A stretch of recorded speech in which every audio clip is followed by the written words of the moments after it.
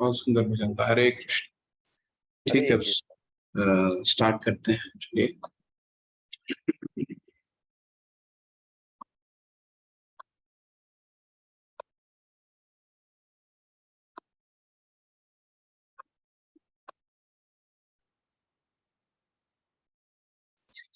ओम नमो भगवते वासुदेवाय।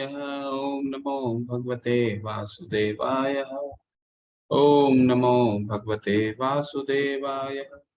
ओम अज्ञानतिमिरनाथस्य ज्ञानाञ्जनशलाकया चक्षुरुन्मिलितं येन तस्मै श्रीगुरुवे नमः। श्रीचैतन्यमनोभीष्टं स्थापितं येन भूतले स्वयं रूप कदा मह्यं ददाति स्वपदान्तिकम्। वन्देऽहं श्रीगुरुं श्रीयुतापदकमलं श्रीगुरुं वैष्णवांश्च श्रीरूपं साग्रजातं सहगना रघुनाथान्वितं सजीवं साद्वैतं सावधूतं परिजनसहिता कृष्ण चैतन्य देवं श्रीराधा कृष्ण पादान् सहगना ललिता श्री विशाखावितांश्च। हे कृष्णा करुणा सिंधु दीनबंधु जगतपते गोपेश गोपिका कांत राधा कांत नमस्तुते। ताप्त कांचन गौरांगी राधे वृंदावनेश्वरी वृषभानुसुते देवी प्रणमामि हरिप्रिये। वाञ्छा कल्पतरुभ्यश्च कृपा सिन्धुभ्येव च पतितानां पावने भयो वैष्णवे भयो नमो नमः। नमो विष्णुपादाय कृष्णपृष्ठाय भूतले श्रीमते जय पताका स्वामीति नामिने। नमो आचार्य पादाय नितय कृपा पदायिने गौर कथा धामदाय नगर ग्राम तारिणे। नमो विष्णु पादाय कृष्ण पृष्ठाय भूतले श्रीमते भक्ति वेदांत स्वामी इति नामिने। नमस्ते सरस्वते देवे गौरवाणी प्रचारणे निर्विशेष शून्यवादी पाश्चात्य देश तारिणे। जय श्री कृष्ण चैतन्य प्रभु नित्यानंदा श्री अद्वैत गदाधर शिवास आदि गौर भक्त वृंदा। नमो महावदानाय कृष्ण प्रेम पदायते कृष्णाय कृष्ण चैतन्य नामने प्रीतशे नमः। हरे कृष्णा कृष्णा कृष्णा हरे हरे हरे राम राम राम हरे हरे। हरे कृष्णा। आप सभी का आज 10वें दिन में आज सबका स्वागत है। और आज बहुत अध्याय जो है, जैसे मैंने आपको पहले भी बताया, भक्ति योग, ये जो 7 से लेकर के 12 अध्याय का हम जो अध्ययन कर रहे हैं, जहाँ पे भगवान भक्ति योग का स्वयं के ऐश्वर्य के बारे में बताते हैं, ताकि हम जैसे बद्ध जीव भगवान के प्रति आकृष्ट हो सकें। कि भगवान अपने ऐश्वर्य बताते हैं, अपने बारे में बताते हैं कि मैं अगर महान हूं तो कैसे महान हूं, अपना महिमा, अपने बारे में विस्तार से बताते हैं, अपने संबंध के बारे में, हमारे से उनका क्या संबंध है, उस संबंध का विस्तार से चर्चा करते हैं इन 6 अध्याय में। और भक्ति कैसे करनी है, कितनी सरल है उनको पाना, वो पूरे उसका विस्तार से वर्णन करते हैं। इस आज के अध्याय में भगवान अपने विभूति योग के बारे में, इस अध्याय को कहा जाता है विभूति योग। कल भगवान ने सबसे अंत में क्या कहा था, वहीं से 10वां अध्याय शुरू होगा। लेकिन इससे पहले कल का थोड़ा सा अवलोकन करते हैं। कल बहुत ही विशेष अध्याय था, परम गुह्य ज्ञान, जहाँ पे भगवान अपने सबसे गुप्त ज्ञान के बारे में बताते हैं। और ये इस विद्या को क्या बोलते हैं, राज विद्या बोलते हैं। भगवान राज विद्या है, सभी विद्याओं का राजा है। सर्व उपनिषदों गावो दुग्धा गोपाल नंदनम, ऐसा शंकराचार्य जी जो भगवान शिव के स्वरूप में आए थे और वो अलग पंथ के थे, उन्होंने भी गीता महात्म्य एक लिखा था। उसमें बहुत अच्छे से वर्णन करते हैं कि ये जो गीता है सभी उपनिषदों का सार है। इसीलिए भगवान यहाँ क्या बताते हैं, राज विद्या राज गुह्यम पवित्रम इदम उत्तमम, ये विद्याओं का राजा है। और इसको अध्ययन इसको पढ़ने से या सुनने से हमारी आत्मा शुद्ध हो जाता, पवित्र हो जाते हैं। क्यों? क्योंकि हमें ये आत्मा और शरीर की अनुभूति कराती है ना। प्रत्यक्षागमम धर्मम सुसुखम कर्तुम अव्ययम, और सुख प्रदान करती है। सुख ऐसा कि अगर आपको पढ़ने में इसका इंटरेस्ट डेवलप हो गया, अगर आपको भगवान में अनुरक्ति, अगर 6 बार आपने पढ़ा इसको, तो ये गीता आप जितनी बार पढ़ेंगे उतनी बार ऐसा लगेगा कि ये इसमें मुझे नया ज्ञान मिला है ना। और इसको एक नए सिरे से आप समझेंगे, और जितनी बार इसको पढ़ेंगे आपको भगवान की महानता और बड़ी लगने लगेगी। इसलिए ये गीता का ज्ञान कभी कभी इतना विशेष हो जाता है, और खासकर जब हम जीवन में हम कई संघर्ष से गुजरते हैं, तो ये ज्ञान को अगर हम इस ज्ञान को अपने जीवन में उतारेंगे, तो वो जो संघर्ष है, वो संघर्ष तो जाने वाला नहीं है, संघर्ष तो रहेगा। ठीक है, माम उपैते तु पुनर्जन्म दुखाल्य दुखाल्यम अशाश्वतम, ये दुखाल्य है, भगवान स्वयं बताते हैं। ठीक है, लेकिन संघर्ष हमारा जाने वाला नहीं। लेकिन अगर हम इस ज्ञान को दृढ़ता से पढ़ते हैं, और जितनी बार पढ़ते हैं, प्रभुपाद जी के तात्पर्य को पढ़ते हैं, तो हमारी जो आध्यात्मिक शक्ति इतनी इतनी प्रबल हो जाती है कि वो संघर्ष को हम आसानी से, उस संघर्ष के साथ हम लड़ना सीख लेते हैं। ठीक है, तो वो भगवान इसीलिए बता रहे हैं, वो सुख प्रदान करने वाला ज्ञान मैंने कल बताया। और इसके बाद भगवान क्या बताते हैं कि मैया दक्षेण प्रकृति सूयते सचराचरम हेतु नानेन कौन्तेय जगत विपरिवर्तते। ये जगत में हूं भी और नहीं भी हूं कैसे? अपने शक्ति के द्वारा मैं हर जगह व्याप्त हूँ।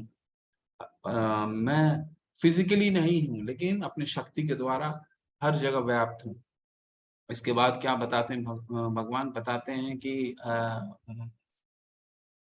मुझे किस तरह अगर मैं कितना सरल हूँ, मुझे अगर सिर्फ पत्र पुष्प और फल फल अगर आप दे देते हैं, भगवान इतने में ही खुश हो जाते हैं। किंतु सिर्फ और सिर्फ भक्ति और प्रेम के द्वारा भगवान वो ग्रहण करते हैं।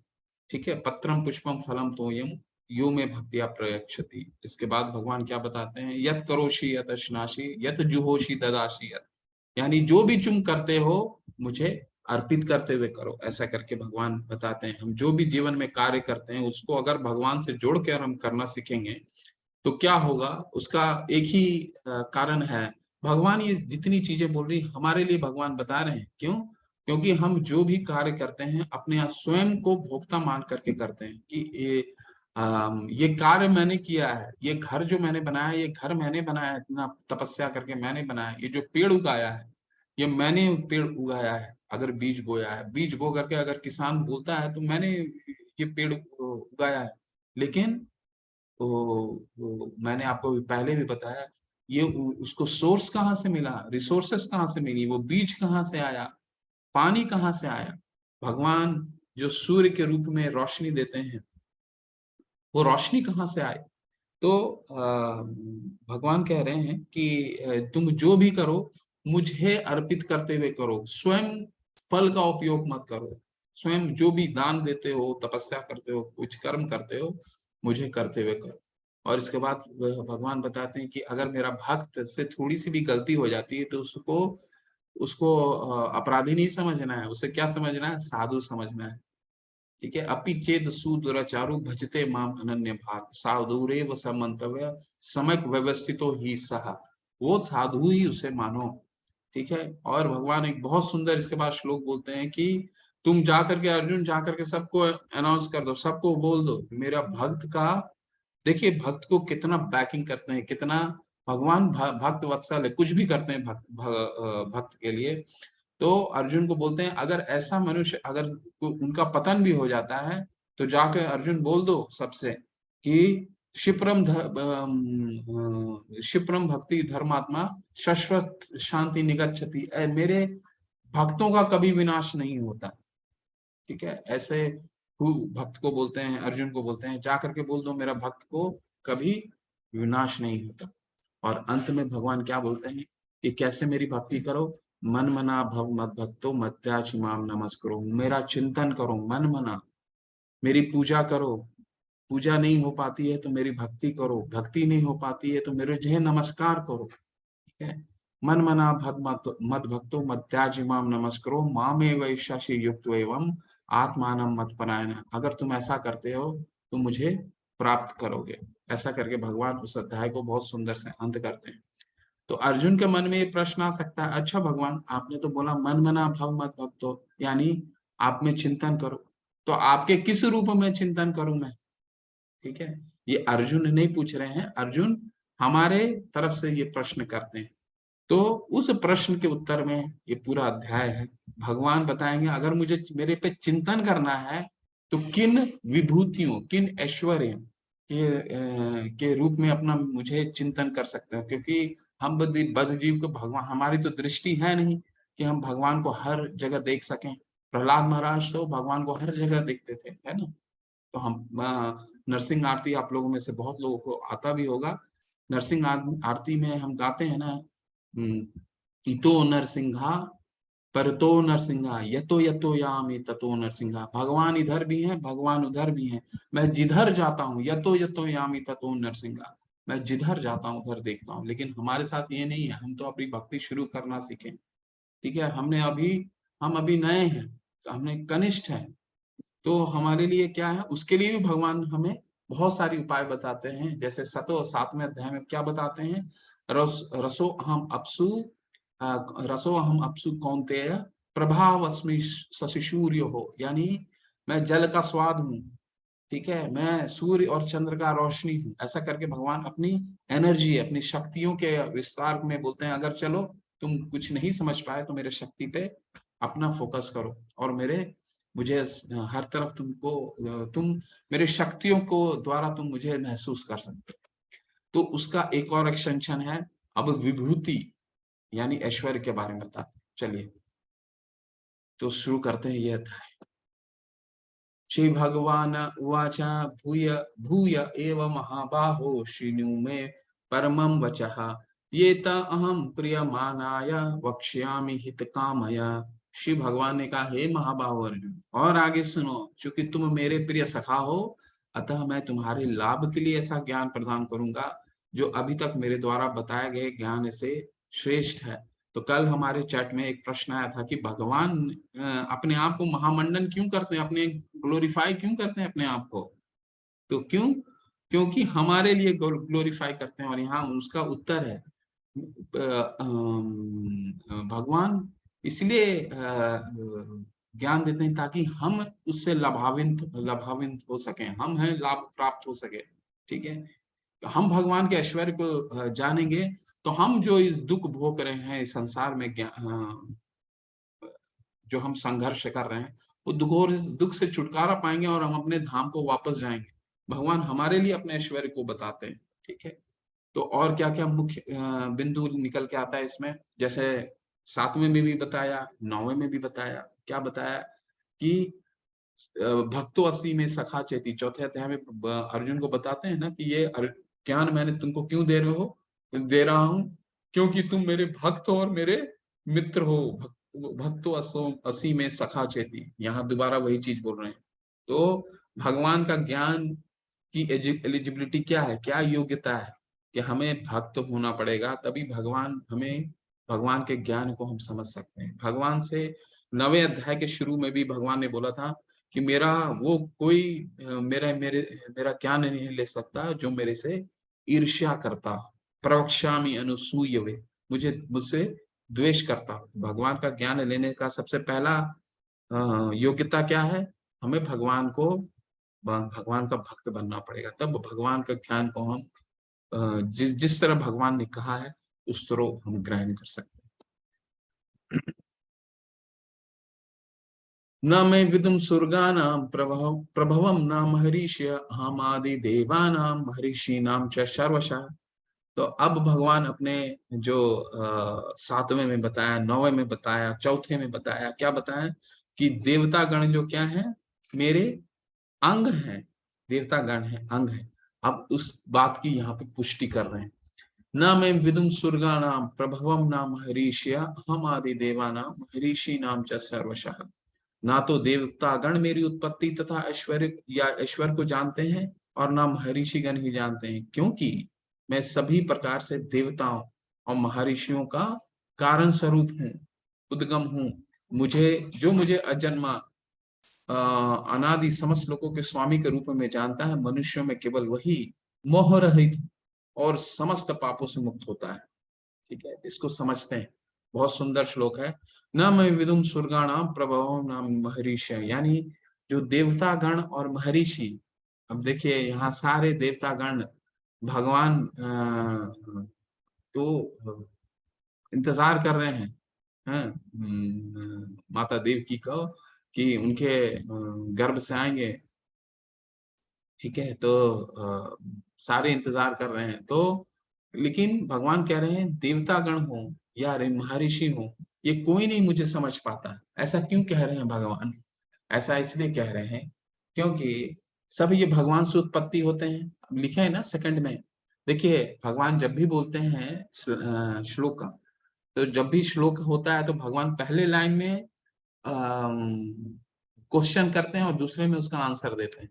तो अहम आदि देवा पहले बोले कि वो कोई नहीं, कुछ मेरे बारे में कुछ समझ ही नहीं पाते, ना महर्षि समझ पाते हैं मेरे बारे में, ना देवता। दूसरे में उसी का आंसर दे रहे हैं। क्यों ऐसा है? क्योंकि वे मेरे से ही उत्पन्न होते हैं। तो जैसे अब पुत्र है या पुत्री है, अब पिता या माता के बारे में, तो पुत्र जो है या पुत्री जो है पिता के बारे में क्या जान सकता है? जब नहीं जान सकता। क्यों? क्योंकि उसकी उत्पत्ति ही पिता से हुई है। पिता बाप के बारे में कैसे वो जानेगा? दो ही तीन कारणों से जान सकता है, या पिता उसे खुद अपने बारे में बताएंगे तब वो जानेगा, या फिर माता से पूछेगा तब माता उनके पिता के बारे में बताएंगे तो जानेगा, या फिर उनके रिश्तेदार से जाकर के पूछेगा तब जान पाएंगे। स्वयं तो वो नहीं जान पाएगा, या पुत्र नहीं जान पाएगा। इसलिए भगवान यहाँ कह रहे हैं ये इनकी उत्पत्ति मेरे से हुई है, इसीलिए वो मेरे बारे में नहीं जान पाते। ठीक है, तो इनको ऐसा समझिए कि अ, भगवान अपने बारे में तीन तरीके से बताते हैं। ठीक है, एक अ, भगवान बताते हैं या भगवान स्वयं बताते हैं, जैसे इस केस में भगवत गीता में भक्त को भगवान स्वयं बता रहे हैं, अर्जुन को। दूसरे क्या? माता बताएंगी। माता कौन हो गए? हमारे शास्त्र। ठीक है, शास्त्र हमें भगवान के बारे में बताते हैं। और तीसरा क्या मैंने बोला? रिलेटिव्स, रिश्तेदार। तो ये रिश्तेदार कौन हो गए? हमारे गुरु हो गए। ठीक है ना? वो गुरु कौन है? जो जिनका तत्व का दर्शन हो गया, जो भगवान का जो आत्म साक्षात्कार कर लिया। तो ये तीन तरीके से ही भगवान जाना जा सकता है। ठीक है, भगवान इसीलिए कह रहे हैं जो ऋषिगण हैं, जो महर्षि हैं और देवता हैं, ये भी मुझे नहीं जान पाते, क्योंकि इनकी उत्पत्ति मेरे से हुई है। सप्त ऋषिगण तथा उनसे भी पूर्व चार अन्य ऋषि, महर्षि एवं सारे मनु यानी मानव जाति के पूर्वज सब मेरे मन से उत्पन्न हैं, और विभिन्न लोकों में निवास करने वाले सारे जीव उनसे अवतरित होते हैं। ठीक है, तो हमारा जो कॉन्सेप्ट है, कई कॉन्सेप्ट ये है ना कि हमारा हमारे जो पूर्वज कौन है, हमारा कॉन्सेप्ट ये मटेरियल वर्ल्ड में है, भौतिक जीवन में, कि वानरों से आए हैं। एक बार प्रभुपाद जी से ने पूछा कि प्रभुपाद जी आप बताएं कि हमारा जन्म किससे हुआ है? क्या हम तो बंदर से आए हैं, हम हमारा की पूर्वज बंदर हैं? तो प्रभुपाद जी ने बोला कि तुम्हारे हो सकते हैं, हमारे तो महर्षि हैं। उन्होंने क्यों बोला? क्योंकि वो प्रभुपाद जी एक एक चीज जो भी बोलते थे वो शास्त्रों के अनुसार ही बोलते थे। देखिए शास्त्रों में क्या कह रहे हैं कि हमारे पूर्वज कौन है? मानव जाति के पूर्वज सब मेरे मन से उत्पन्न और विभिन्न लोकों में निवास करने वाले सारे जीव उनसे उत्पत्ति अवतरित होते हैं। यानी जितने ब्रह्मांड है, परम असंख्य ब्रह्मांड है। ठीक है, जितने जैसे मैं अभी इस अध्याय के अंत में भी बताऊंगा आपको, पहले भी बताया था, तीन विष्णु पुरुष अवतार के रूप में आते हैं, और बुलबुले से असंख्य ब्रह्मांड का निर्माण होता है। असंख्य ब्रह्मांड में असंख्य लोग हैं, और इस असंख्य लोक में भी असंख्य योनियां हैं। ठीक है, जिसे प्रजापति संभालते हैं। ठीक है, ये जितने जीव हैं भगवान कह रहे हैं सब महर्षियों से आते हैं। अब जैसे आ, ये प्रजापति से उत्पन्न होते हैं। ये कौन कौन कौन से हैं?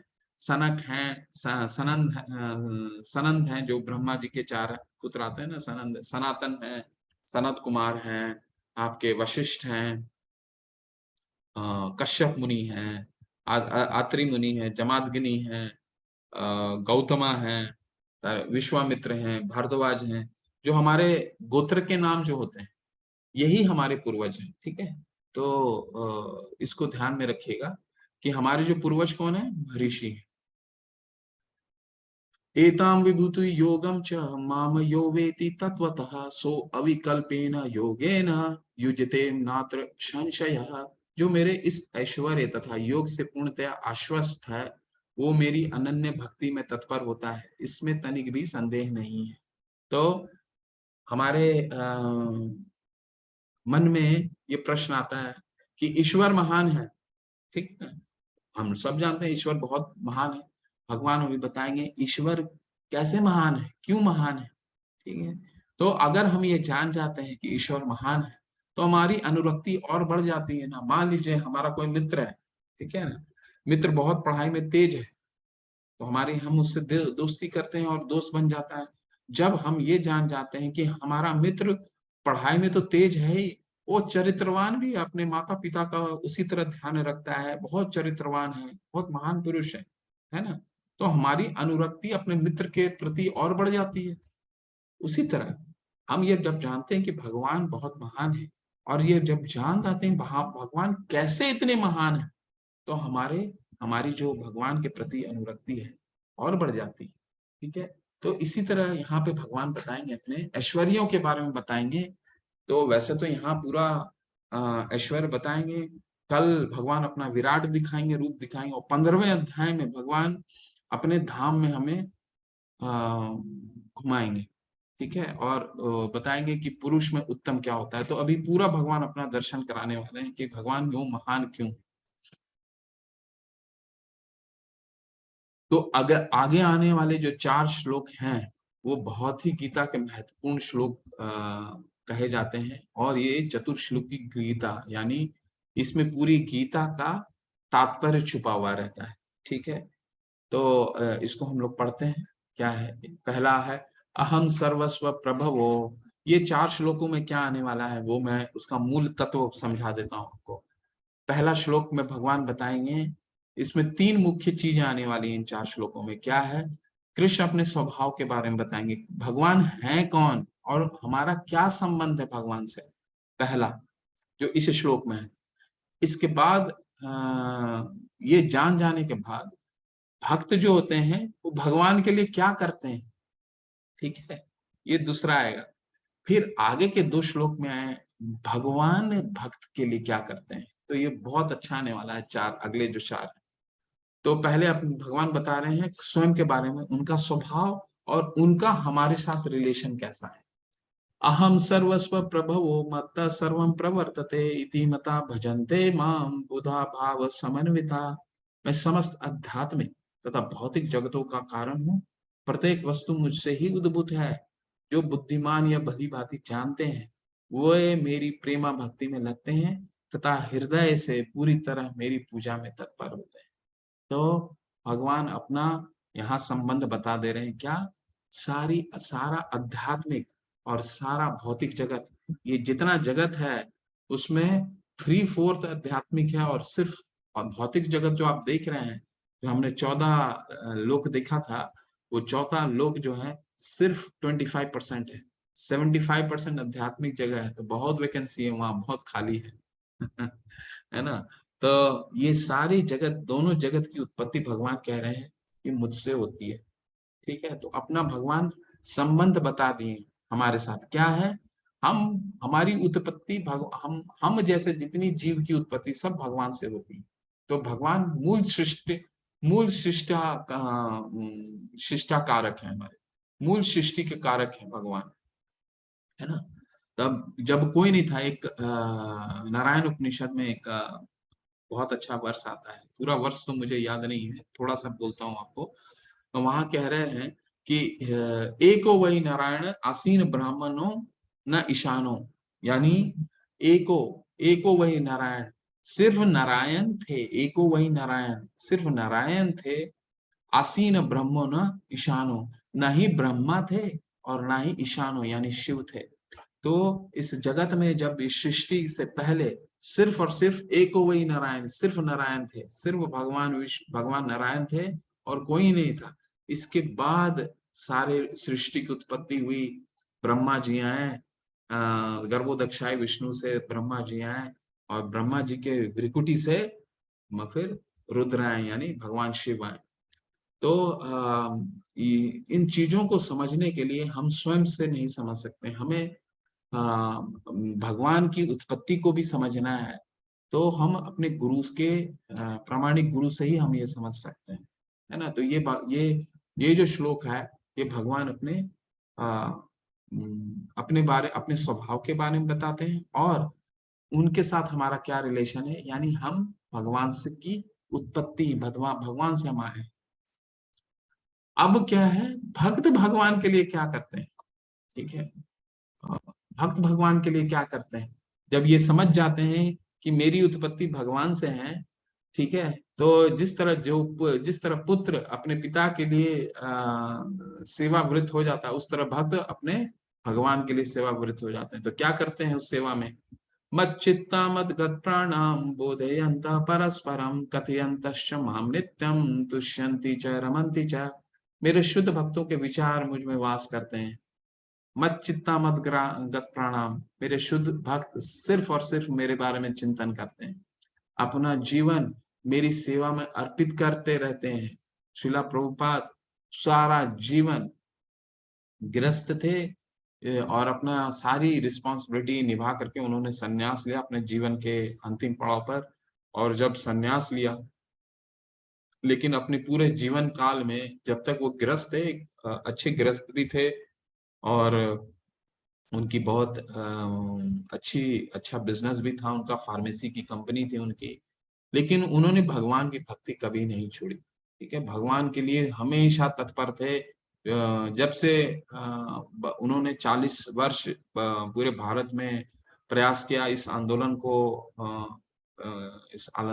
आंदोलन को प्रचार का, बट उनको बहुत सक्सेस नहीं मिला। फिर वो अमेरिका गए, लेकिन उन्होंने भगवान की भक्ति नहीं छोड़ी, सेवा नहीं छोड़ी भगवान की, चाहे उनको कितना भी संघर्ष करना पड़े। अकेले प्रिंट करवाते थे, फिर हजार magazine back to Godhead, अकेले एडिटिंग करते थे, अकेले छपवाने भी चाहते थे, भूखे प्यासे, सुबह नाश्ता भी नहीं करते थे, कुछ भी नहीं खाते थे, छपवाते भी खुद थे, लिखते भी खुद थे, एडिट भी खुद करते थे और उनको बांटने वाला भी, कोई पढ़ने वाला भी नहीं होता था, खुद बांटते भी खुद ही थे। तो उन्होंने कभी संघर्ष नहीं छोड़ा, ठीक है। तो जीवन मेरी सेवा में अर्पित करते हैं और वे एक दूसरे को ज्ञान प्रदान करते हैं, ठीक है, ज्ञान प्रदान करते हैं एक दूसरे से भगवान का लीलाओं का श्रवण करते हैं तथा मेरे विषय में बातें करते हुए संतोष तथा आनंद का अनुभव करते हैं, बहुत प्रसन्न होते हैं। तुष्यन्ति च रमन्ति च, मेरे भक्त क्या क्या करते हैं, मेरे मत चित्ता, मेरे बारे में हमेशा चिंतन करते हैं, मेरे जीवन मेरे लिए अर्पित कर देते हैं, मेरे विषय में ज्ञान, एक दूसरे से मेरे ज्ञान के बारे में, मेरे लीलाओं का श्रवण करते हैं, मेरे बारे में चर्चा करते हैं और जब चर्चा करते हैं तो खूब आनंद विभोर हो जाते हैं मेरे बारे में चर्चा करते हुए, ठीक है ना। तो ये वीडियो देखिए कि जब भगवान का जब चर्चा समाप्त हो जाता है तो तुष्यन्ति च रमन्ति च किसको कहते हैं, ठीक है। तो ये हरे कृष्णा कृष्ण कृष्णा हरे हरे हरे राम राम राम हरे हरे हरे कृष्णा कृष्ण कृष्ण हरे हरे हरे राम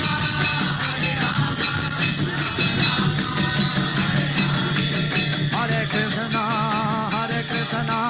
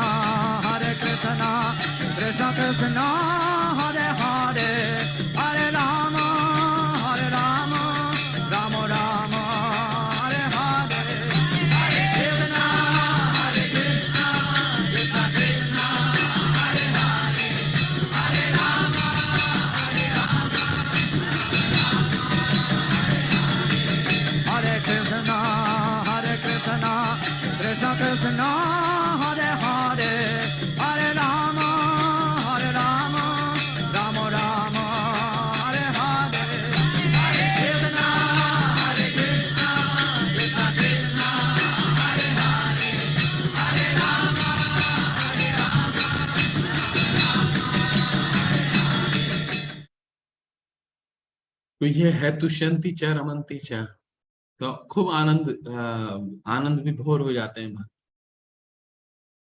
अब क्या है, मैंने बताया आपको। अब तक क्या बताया, पहले बताया कि भगवान का स्वभाव कैसा है, हमारे साथ भगवान का क्या रिलेशन है, हम भगवान के से उत्पत्ति होते हैं। अहम सर्वस्व प्रभवो मत्तः सर्वम प्रवर्तते। इसके बाद क्या है, ये जान जाने के बाद भक्त क्या करता है, भगवान का मत चित्ता मत गत प्राणाम, आपस में बातें करता है, भगवान में चिंतन करता है, लीलाओं का श्रवण करता है, और तुष्यंती च रमंती च, हमेशा आनंद विभोर हो जाता है। अब भगवान भक्त के लिए क्या करते हैं वो समझिए। तेषां सतत युक्तानां भजतां प्रीतिपूर्वकं ददामि बुद्धि योगम तम येन माम उपयान्ति ते। जो प्रेम पूर्वक मेरी सेवा करने में निरंतर लगे रहते हैं, उन्हें मैं ज्ञान प्रदान करता हूँ, जिसके द्वारा वे मुझ तक आ सकते हैं। भगवान क्या करते हैं, ददामि बुद्धि योगम तम, हमें बुद्धि देते हैं। अगर हमें भगवान पे इंटरेस्ट है, तो मैंने आपको भी पहले बताया, कहीं ना कहीं से हमें ये लिंक मिल जाएगा, ये निश्चित आप मान के चलिए। क्यों? क्योंकि हमें हमें वो सिर्फ और सिर्फ भगवान ही हमें वो बुद्धि देते हैं कि हम कैसे भगवान का ज्ञान अर्जित कर सकें। अब जैसे, अब ये चित्र में देखिए, हमने पहले भी आपको ये कथा बताई है। ध्रुव महाराज एक छोटे बालक देख रहे हैं आप, 5 साल के बालक। इनका कोई ज्ञान नहीं था, कोई गुरुकुल नहीं गए थे, कोई संस्कृत का पाठ इन्होंने नहीं किया था। ठीक है, इन्होंने क्या किया था, ये भगवान को कैसे, भगवान की प्राप्ति कैसे करते हैं, ये अपने पिता, इनके पिता के गोद में बैठे रहते हैं। पिता और इनकी माँ जो होती है, सौतेली माँ जो होती हैं, इनको बहुत बुरा भला कहती हैं कि तुम्हारे को, तुम्हें जो है, क्योंकि वो अपने पुत्र को चाहते हैं कि माँ पिता के गोद में बैठे और पिता की गद्दी में बैठे। तो बहुत बुरा भला कहती हैं कि तुम वहां से उतर जाओ जहाँ पे बैठे हो, तुम उसके अधिकारी नहीं। तो रोते रोते विलाप करते हुए अपने माँ के पास जाते हैं, बोलते हैं कि माँ देखो ना, मेरी जो सौतेली माँ ने, उन्होंने ऐसा किया, मुझे अपने पिता से भी बड़ा राज्य चाहिए माँ। मैं उस पूरे राज का, मैं उस उससे अपने पिता से भी बड़ा राज्य का भोग करना चाहता हूँ। तो उनकी माता बोलती है, मुझे तो मालूम नहीं कहाँ मिलेगा, कैसे मिलेगा। फिर भी बहुत आग्रह करता है ध्रुव महाराज। तो उनकी माँ बोलती है कि ये तुम्हारा जो इच्छा है, सिर्फ और सिर्फ भगवान ही पूर्ण कर सकते हैं। तो महाराज बोलते हैं, ध्रुव महाराज कहाँ मिलेंगे भगवान? तो बोलेंगे, माता बस मजाक में उनको बोलती हैं, वो जंगल में मिलेंगे। तो ध्रुव महाराज 5 साल के जो बालक थे, जंगल में भगवान को ढूंढने निकल जाते हैं। ठीक है, ढूंढने निकल जाते हैं। और फिर एक एक जानवर, क्योंकि 5 साल के बालक थे, ना ही गुरुकुल गए थे, ना ही कुछ ज्ञान था, बस क्या किस लिए चले गए, क्योंकि उनको माँ ने बोल दिया कि भगवान जो है वही तुमको अपने पिता से बड़े राज्य दिला सकते हैं। तो वो जंगल चले गए, तो वहां जंगली जानवर के पीछे भागने लग गए। और उनको लगा ये जो जंगली जानवर है, जंगली जानवर यही है भगवान, यही तो नहीं है भगवान, यही तो नहीं है भगवान। तो ऐसे करके बहुत तपस्या करने लगे इस तरह से। ठीक है, बस सब जानवर के पीछे भागने लग गए। भगवान प्रसन्न हो गए उनसे, और नारद मुनि को उनके गुरु के रूप में उनको भेजे। स्वयं अभी नहीं आए, नारद मुनि आए हैं। और नारद मुनि आते हैं और फिर वो बताते हैं, अगर तुम्हें भगवान का स्मरण, भगवान को जानना है और स्मरण करना है और मिलना है, तो तुम्हें भगवान की तपस्या करनी पड़ेगी। और फिर वो तपस्या करते हैं भगवान की। ध्रुव महाराज 5 साल के बालक, और उनकी तपस्या से प्रसन्न होकर नारायण उनको साक्षात दर्शन देते हैं। और जब नारायण का उनको दर्शन होता है, तो वो सारा कुछ भूल जाते हैं नारायण को देख करके, और कहते हैं कि मैं तो कांच का टुकड़ा मांगने गया था, सिर्फ एक राज्य के रूप में अपने पिता से भोग विलास के लिए, राज्य मांगने के लिए मैं एक सिर्फ कांच का टुकड़ा मांगने गया था, और मुझे हीरा मिल गया। ठीक है, तो भगवान ने उन्हें क्या किया, उन्हें राज्य नहीं दिया। भगवान अपने भक्तों को राज्य नहीं देते हैं, धन नहीं देते हैं, भगवान क्या देते हैं, ददामी बुद्धि योगम, भगवान बुद्धि देते हैं, ताकि वो बुद्धि के द्वारा जो उसकी आसक्ति है उस राज्य में, आसक्ति, क्योंकि राज्य मिल जाता तो भी वो खुश नहीं रहता, फिर कुछ और प्रयास करता मांगने के लिए। भगवान क्या कर रहा है, उनको उस आसक्ति से ही हटा दिया, और उनकी आसक्ति खुद में लगाया, यानी ददामी बुद्धि योगम, बुद्धि दिया उनको, कहाँ अपनी आसक्ति कहाँ लगाना है उसकी बुद्धि दी उनको। और जब उनकी बुद्धि पूर्ण हो गई, भगवान पे लग गई बुद्धि, फिर भगवान उनको एक पूरा लोक देते हैं जिसको ध्रुव लोक दिया जाता है। ठीक है, क्योंकि अगर भगवान पे शरणागत हो गए तो फिर भगवान कितना भी बड़ा लोक दे दिए, वो तो भगवान में ही शरणागत रह जाएगा, है ना, क्योंकि उसको तो भौतिक आसक्ति रही नहीं गई।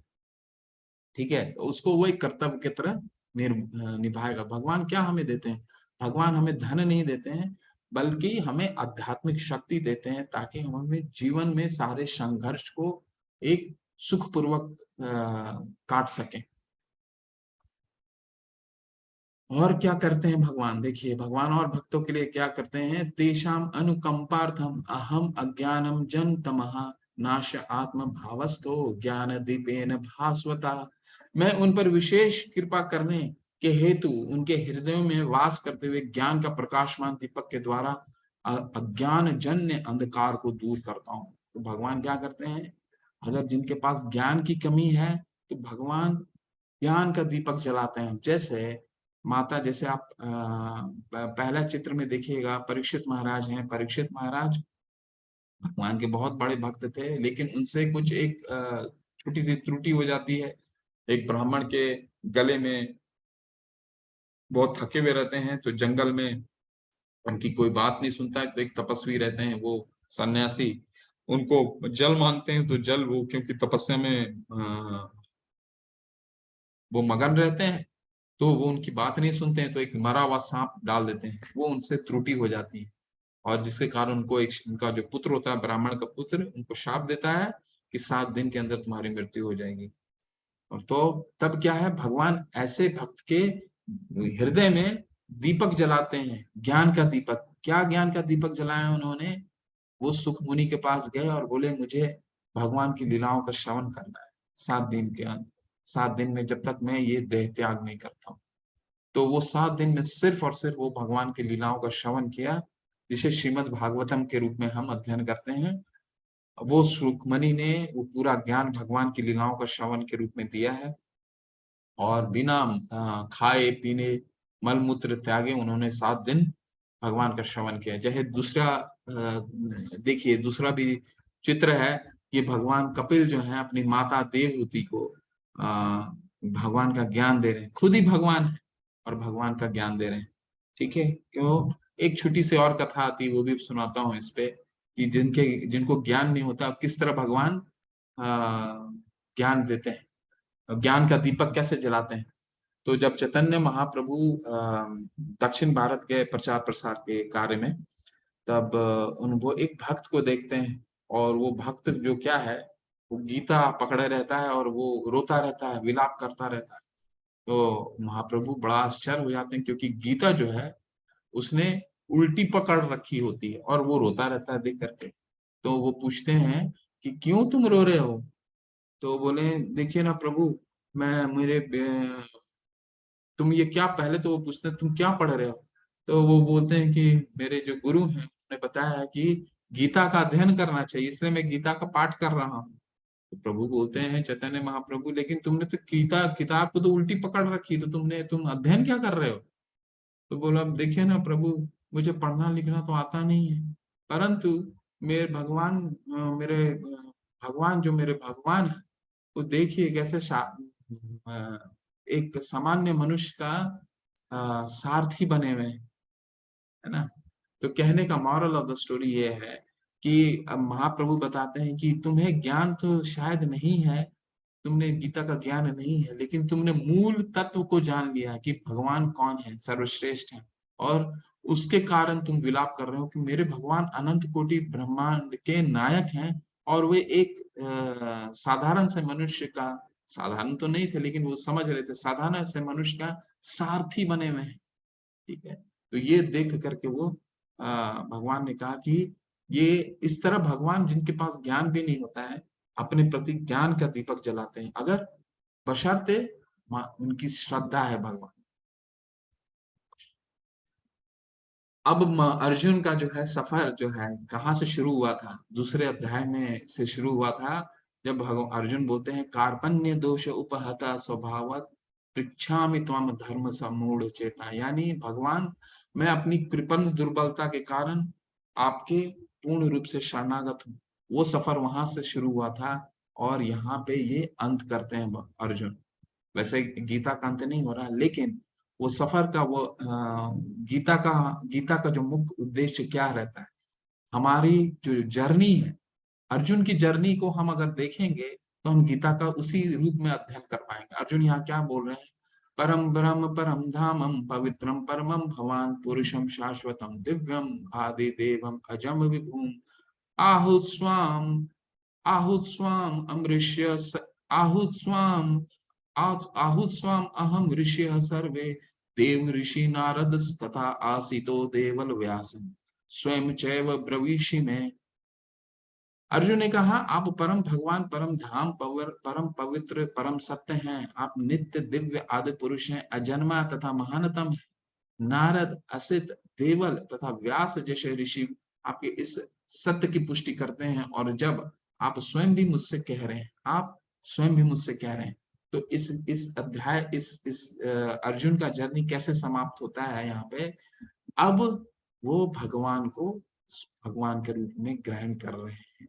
ठीक है, जब शुरू में उनका क्या था, शुरू में वो कृपण दुर्बल हो गए थे, बिल्कुल संशय रहित हो गए थे। तो मैंने आपको क्या बताया था, ये गीता की जो जर्नी है, ये गीता की जर्नी कृपण दुर्बलता से ब्राह्मण की जर्नी है।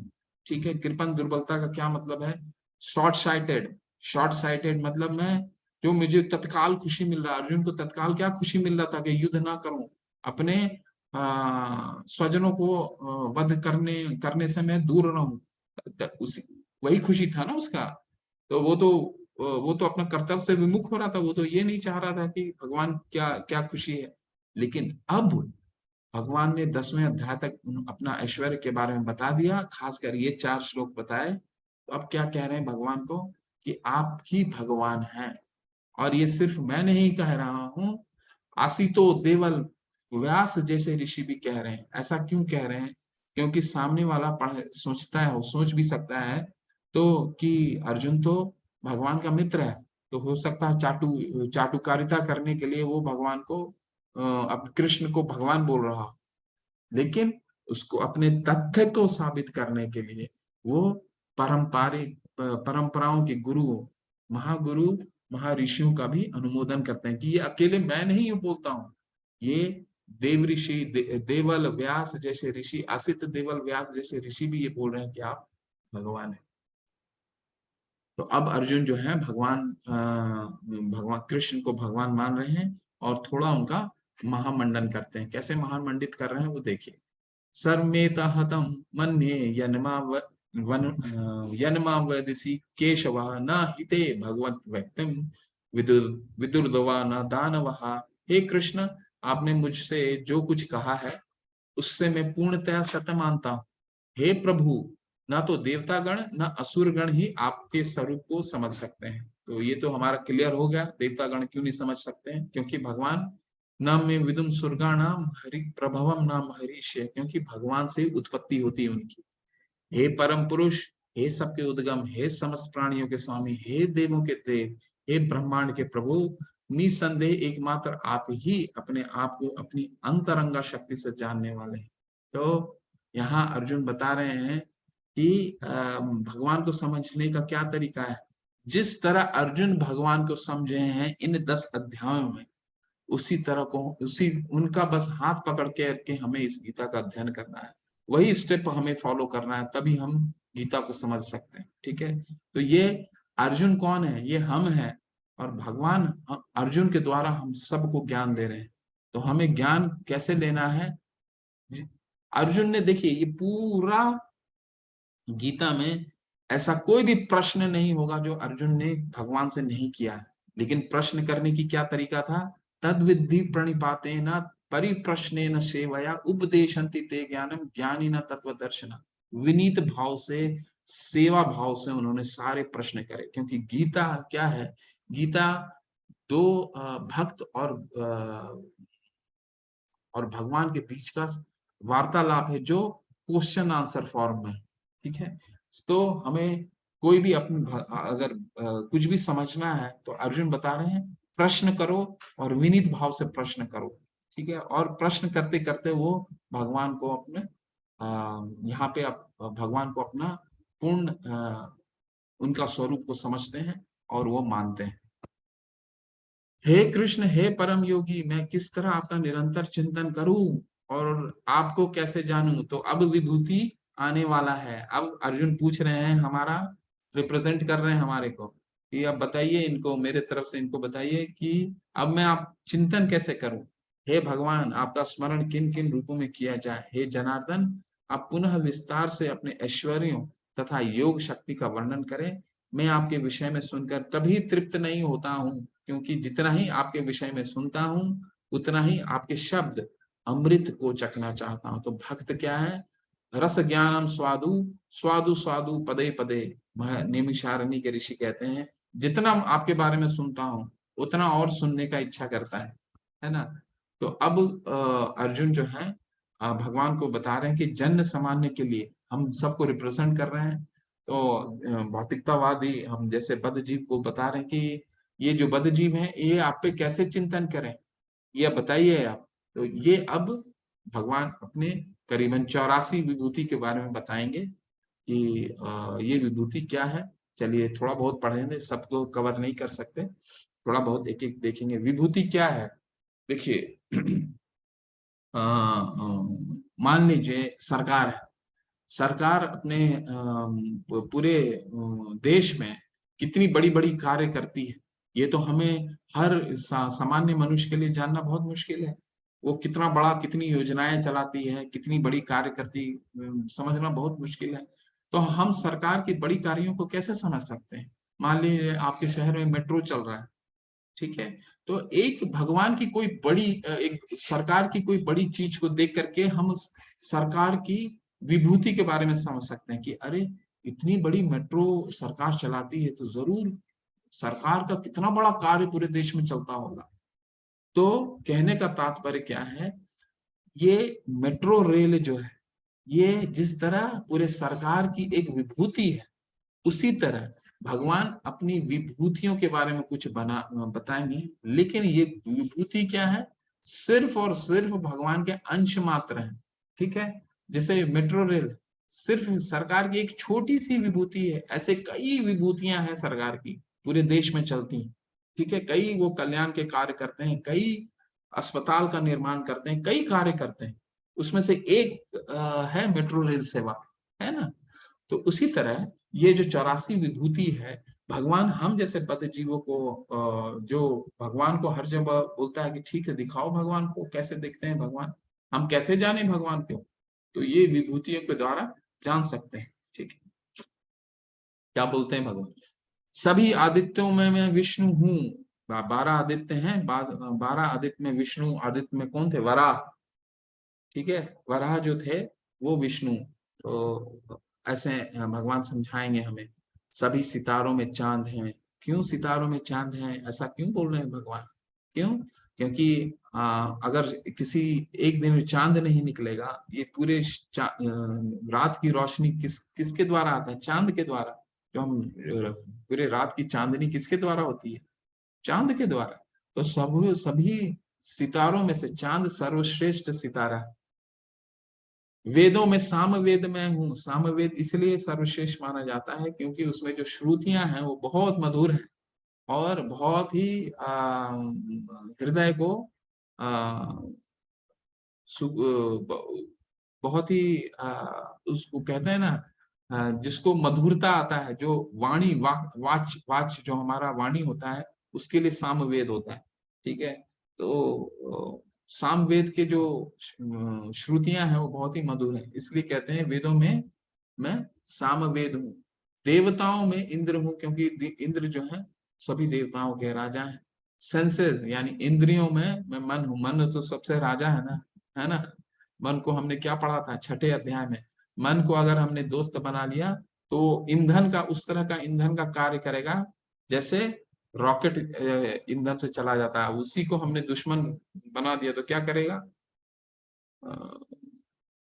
जंगल में आग जैसा लग जाता है वैसा लग जाएगा। तो मन जो है हमारे शरीर का सेंसेस का सबसे, सेंसेस शरीर नहीं, सेंसेस का सबसे राजा है। ठीक है, तो और कुछ कुछ समझता हूँ, कुछ कुछ पढ़ता हूँ।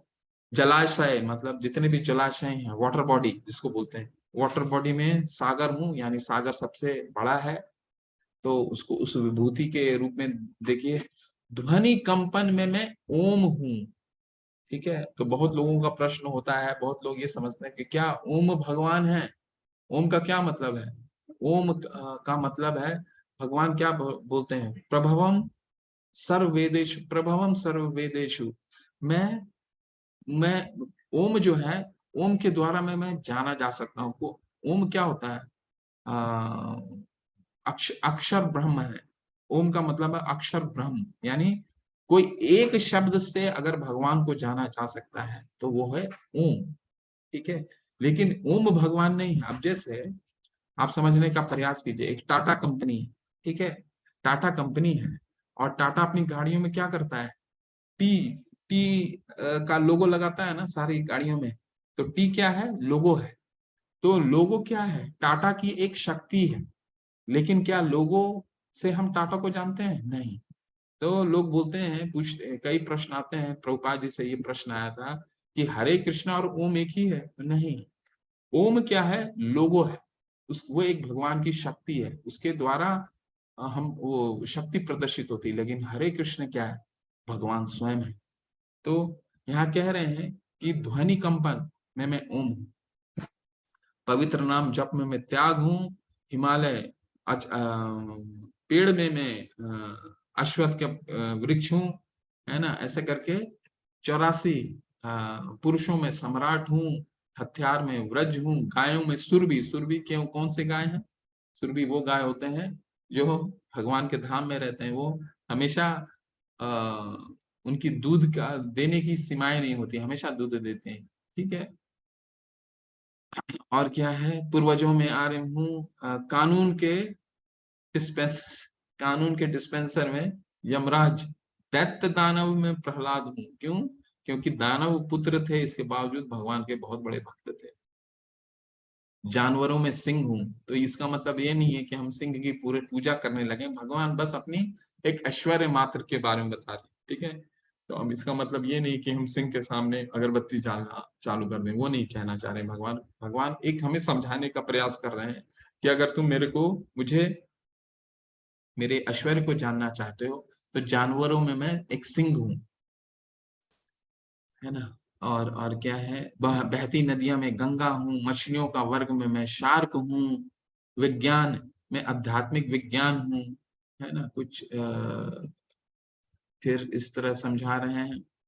महिलाओं में मैं प्रसिद्धि, भाग्य, भाषण, स्मृति, बुद्धि, विश्वास और धैर्य।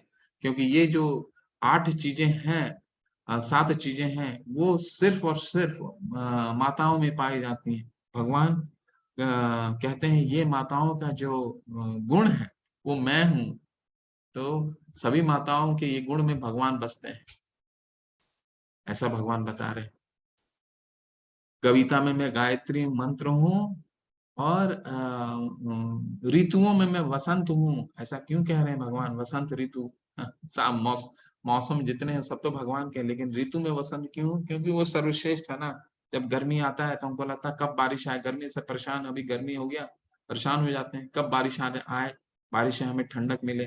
बारिश आता है, बारिश घंघोर, आजकल बारिश आता है तो हर जगह शहरों में तो फ्लड ही आने लगता है। तो हम बारिश से भी परेशान हो जाते हैं, अत्यधिक बारिश से। ठीक है, अत्यधिक बारिश भी शुरू होता है तो हमें लगता है कि अब बारिश भी बंद हो जाए। फिर ठंड आता है तो ठंड के बाद हमें लगता है कि कैसे कितना जल्दी ठंड भी जाए। तो सिर्फ एक ही ऐसा मौसम है जहां हम अपने आप को सबसे खुश महसूस करते हैं, और सारा प्रकृति भी खुश रहता है, सारा फल फूल, वो बहुत ही सारे फूल आते हैं बसंत के मौसम में। तो भगवान कह रहे हैं सभी मौसम में मैं वसंत का मौसम। पांडवों में अर्जुन हूँ, और वृष्णि में वसुदेव हूँ। ऐसा करके भगवान अपने कुछ 84 विभूतियों के बारे में बताते हैं। और ये विभूतियां क्या, जैसे मैंने आपको क्या बताया कि यही नहीं है अर्जुन, मैं समस्त सृष्टि का जनक हूँ, बीज हूँ। ऐसा चर तथा अचर कोई भी प्राणी नहीं है जो मेरे बिना रह सके। क्यों ऐसा कह रहे हैं भगवान? भगवान इसलिए कह रहे हैं कि हर एक कण में भगवान क्षीरोदक्षाय विष्णु के रूप में है। हे परंतप, मेरी देवी विभूतियों का अंत नहीं है। मैंने तुमसे जो कुछ कहा है वह तो मेरी अनंत विभूतियों का संकेत मात्र है। तो हम लोगों ने अभी चर्चा किया कि जैसे ये सरकार है, पूरे गवर्नमेंट का एक मेट्रो रेल जो आपके शहर में चल रहा है, वो उसकी एक विभूति है वो सरकार की। उसी तरह कह रहे हैं भगवान, ये जो 84 मैंने बताई हैं, ये मेरा एक स्फुलिंग मात्र है, एक संकेत मात्र है। तुम इस संकेत से मेरे विभूतियों के, मेरे ऐश्वर्य के बारे में बस तुम नहीं मेरे बारे में जानते हो, तो जान जा।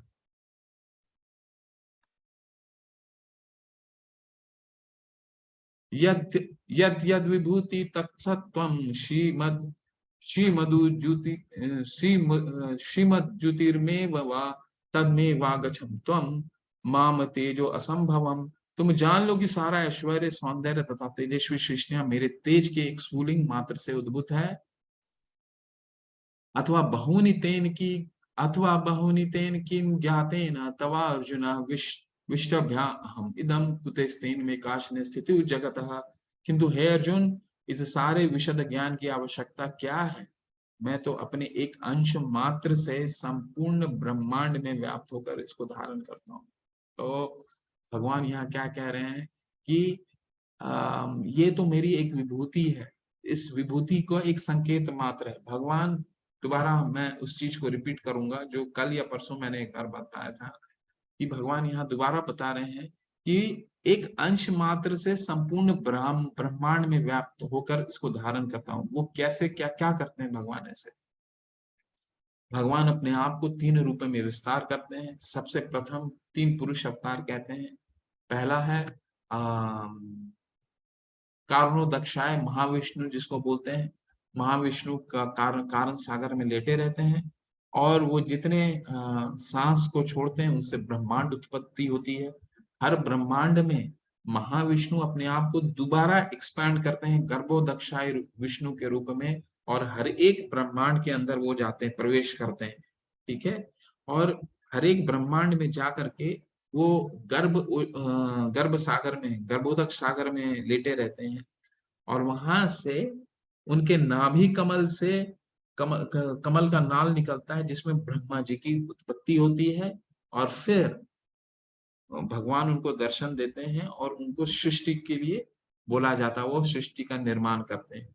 सृष्टि उत्पत्ति होती है, सारे जीव उत्पत्ति होते हैं, जड़ और चेतन दोनों आते हैं। और इसके बाद थर्ड टाइम, तीसरी बार गर्भोदक्षाय विष्णु अपने आप को क्षीरोदक्षाय विष्णु के रूप में एक्सपैंड करते हैं, और हर एक कण में, हर एक जगह में वो लघु से लघु चीजों के अंदर वो जाते हैं, और इसी तरह वो अपने आप को सारे ब्रह्मांड में, हर ब्रह्मांड को वो हर जगह, हर चीजों में व्याप्त रहते हैं। तो यही अर्जुन को यहाँ बोल रहे हैं कि मैं तो हर चीज में व्याप्त हूँ। तो ये जो तुम मेरे देखे हो, ये सिर्फ एक स्फुलिंग मात्र है। मेरे द्वारा तो मैं हर चीज को व्याप्त रखता हूँ, एक छोटे से छोटे कण में भी मैं हूँ। ठीक है। तो ये अध्याय में अभी प्रभुपाद जी क्या हमें समझाते हैं? भगवान अपने अंश के विस्तार से परमात्मा रूप में सर्वव्यापी हैं, जो हर विद्यमान वस्तु में प्रवेश करता है। ठीक है। तो वही हमने अभी इसका अध्ययन किया कि भगवान जो है हर एक कण में क्षीरोदक्षाय विष्णु के रूप में प्रवेश करते हैं, और इस पूरे जड़ और चेतन वस्तु को उसका पालन करते हैं। अतः शुद्ध भक्त पूर्ण भक्ति में कृष्णा भावनामृत में अपने मनो को एकाग्र करते हैं, अतएव वे नित्य दिव्य पद में स्थित रहते हैं। इस अध्याय के श्लोक संख्या 8 से लेकर के 11 तक कृष्ण की भक्ति तथा पूजा का स्पष्ट संकेत। तो जो मैंने आपको बताया 8, 9, 10 और 11 बहुत महत्वपूर्ण श्लोक है। आप लोग अपने पीडीएफ में इसका अध्ययन कीजिएगा। और ये चतुर्श्लोकी गीता भी बोला जाता है। एक एक श्लोक में 2-2, 3-3 घंटे का लेक्चर होता है। तो अपने आप में ये संपूर्ण ये जो 4 श्लोक हैं बहुत ही महत्वपूर्ण श्लोक है। शुद्ध भक्ति की यही विधि है। इस अध्याय में इसकी भली भांति व्याख्या की गई है कि मनुष्य भगवान की संगति में किस प्रकार चरम भक्ति सिद्धि प्राप्त कर सकता है। तो कैसे प्राप्त कर सकता है? जैसे मैंने आपको बताया, भगवान अपने ऐश्वर्य के बारे में यहाँ बताते हैं। तो ऐश्वर्य जब हम जान जाते हैं कि हमारा मित्र किस तरह ऐश्वर्यवान है, तो हम मित्र से उस तरह उतना ही ज्यादा अनुरक्त हो जाते हैं, उतना ही ज्यादा उनसे प्रेम करने लगते हैं अपने मित्र से। उसी तरह हम भगवान की महानता के बारे में जानने लगते हैं, तो हमारी अनुरक्ति भगवान से बढ़ने लग जाती है। इसीलिए भगवान अपने ऐश्वर्य के बारे में बताते हैं, अपने को ग्लोरीफाई करते हैं, ताकि हम भगवान की महानता को समझें और उस महानता को समझ करके हम भगवान पे अनुरक्त हो सकें, भगवान की सेवा कर सकें। ठीक है, ठीक है। हरे कृष्णा। इसके साथ ये अध्याय जो है समाप्त होता है। हरे कृष्ण।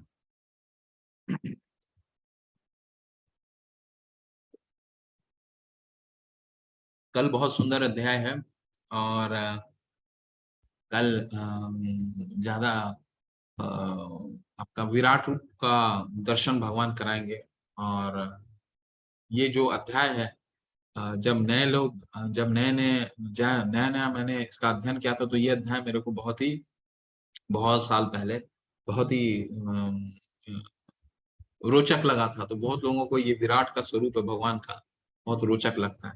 लेकिन बाद में हम पढ़ेंगे कल के अध्याय में कि भक्त होता है, उसको विराट का रूप कभी भी रोचक नहीं लगता। ठीक है, तो हम लोग तो भक्त हैं ही नहीं, इसलिए रोचक लगा। हरे कृष्ण।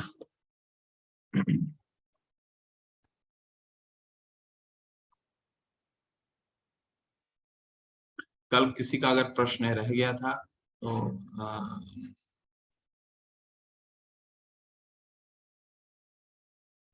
लोग प्रश्न पूछ सकते हैं। अगर किसी का प्रश्न, आपने कहा कि विष्णु जी से शिव और ब्रह्मा उत्पन्न हुए, फिर काफी जगह मैंने सुना कि पहले शिव आए, उनसे विष्णु और ब्रह्मा उत्पत्ति हुई। प्रभु जी, अभी हम गीता का अध्ययन कर रहे हैं। ठीक है, आपने कहाँ से सुना? मैं उस पर नहीं कुछ बोलूंगा। लेकिन अभी गीता का अध्ययन कर रहे हैं, और हमें कौन पढ़ा रहा है? गीता भगवान स्वयं पढ़ा रहे हैं। ठीक है, तो सबसे पहला रूल ये है, अगर गीता हमें समझना है तो कृष्ण को भगवान मानना होगा। तो अभी सारे जब ब्रह्मा जी, कोई जीव उत्पन्न नहीं हुआ था, कुछ नहीं उत्पन्न हुआ था। ठीक है, सारे शास्त्र में यही उत्पत्ति आता है। जब ब्रह्मा जी सबसे प्रथम जीव थे, कुछ उत्पत्ति नहीं हुई थी, सबसे प्रथम जीव थे। तो जब भगवान का आत्म साक्षात्कार होता है उनको, और भगवान का दर्शन करते हैं, तो वो क्या बोलते हैं? ईश्वर परम कृष्णा सच्चिदानंद विग्रह अनादिरादिर गोविंद सर्व कारण कारण। कि ईश्वर सिर्फ एक ही है। वो कौन है? ईश्वर परम कृष्ण, ये ब्रह्मा जी बोलते हैं। और शिव जी स्वयं बोलते हैं, वो तो मुझे श्लोक अभी स्मरण नहीं है, कल आपको बताऊंगा। पद्म पुराण में पार्वती माँ पार्वती को बोलते हैं, स्वयं बोलते हैं कि अगर किसी को कुछ और चौथा अध्याय जो है, भागवतम का चौथा अध्याय है। भगवान जो शिव भगवान है, शिव तत्व अलग तत्व है, वो ब्रह्मा जीव से ऊपर है। और उन उन जो भगवान के 84%, 84% माने जाते हैं, वो उनमें भगवान का 84% गुण होता है। भगवान विष्णु के बहुत करीब है वो शिव तक। तो भगवान, ये इनकी जो सृष्टि कैसे होती है, ये श्रीमद् भागवतम में दूसरे तीसरे स्कंद में पूर्ण रूप से आता है। जो गौर सृष्टि होती है, ब्रह्मा जी उत्पन्न होते हैं, ब्रह्मा जी से किस रूप में भृकुटी से शिव जी आते हैं, तो इसका पूरा वर्णन है। ठीक है, तो सभी शास्त्रों में कृष्ण जो है, शिव जी खुद बोलते हैं भगवान को कि सिर्फ मैं नारायण का ही पूजा करता हूँ। ठीक है, ब्रह्मा जी जिसको हमारे सबसे उच्च हमारे सबसे हेड हैं ब्रह्मा जी जीवों के, वो कहते हैं जब भगवान को कि सिर्फ कृष्ण कौन है? ईश्वर परम कृष्णा सच्चिदानंद विग्रह अनादिरादिर गोविंद सर्व कारण कारण। तो इसमें कोई सारे शास्त्र यही कहते हैं। तो शास्त्र क्या कहते हैं इस पे हमें फोकस करना है, कोई क्या कहता है नहीं कहता है उस पे फोकस नहीं कीजिए।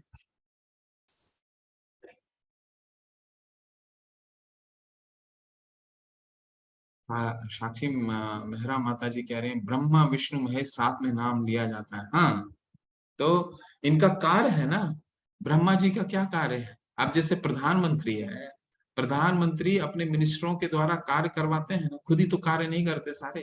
तो ब्रह्मा जी का क्या कार्य है, सृष्टि का, सृष्टि गौर सृष्टि, सेकेंडरी क्रिएटर है वो। प्राइमरी क्रिएटर कौन है, भगवान। ठीक है, जैसे प्राइमरी क्रिएटर कौन है, प्राइम मिनिस्टर। सेकेंडरी क्रिएटर कौन है, फाइनेंस मिनिस्टर है, रेलवे मिनिस्टर है, ये मिनिस्टर वो मिनिस्टर। ठीक है, तो ब्रह्मा जी का ये कार्य है, उनका क्या क्या उनका फंक्शन क्या है, उनका फंक्शन है कि ये सृष्टि का निर्माण करना है। ठीक है, महेश, महेश का क्या फंक्शन है, ये सृष्टि का संहार करना है। और विष्णु, तो हम आज तो विष्णु के बारे में ही हमने पढ़ा है, क्या पढ़ा है कि वो हर एक कण में जाकर के पूरे दृश्य सृष्टि का पालन करते हैं। तो भगवान क्या करते हैं, विष्णु के रूप में पालन करते हैं। तो इनका फंक्शन है, ये भगवान के मिनिस्टर एडमिनिस्ट्रेटर हैं। और एक में जब पालन की बात आती है तो भगवान स्वयं स्वयं अपने आप को अवतार के रूप में, विष्णु के अवतार के रूप में पालन करते हैं। ठीक है, राहुल प्रभु जी क्या कह रहे हैं, प्रभु जी आप एक बार रिपीट कर देंगे, शिव पहले आए या विष्णु। दोबारा बोल देता हूँ, शॉर्ट में बोल देता हूँ, वैसे मैं बहुत विस्तार से बताया कि जब ब्रह्मा जी आए तो ब्रह्मा जी सर्वप्रथम, शिव जो हैं, शिव जी ब्रह्मा जी को भ्रिकुटी से आए हैं। सबसे पहले जब कोई नहीं था, आज तो हमने बताया ना, नारायण एकलो ही नारायण, सिर्फ एक ही नारायण थे, ब्रह्मा शिव कोई नहीं था जब सृष्टि आया था। सबसे पहले ब्रह्मा जी आए और उन्होंने सृष्टि का निर्माण किया। और जब ब्रह्मा जी का आत्म साक्षात्कार हुआ था भगवान का, जब देखे थे तो बोले थे ईश्वर परम कृष्णा सच्चिदानंद विग्रह अनादिरादिर गोविंद सर्व कारण कारणम। भगवान कृष्ण ही सभी कारणों के कारण है। कृष्ण का क्या मतलब होता है, क्या भगवान ने अपना नाम रखा है कृष्ण, या किसी ने नाम रखा है कृष्ण, नहीं। कृष्ण का मतलब होता है सर्व आकर्षक, सबसे आकर्षित है, सबसे आकर्षित वो है, इसके लिए उनको कृष्ण बोलते हैं। ठीक है, और इसलिए ब्रह्मा जी ने उनको बोला कि जो कृष्ण है वो सभी कारणों के कारण है, वो ईश्वर है, सिर्फ वही ईश्वर है।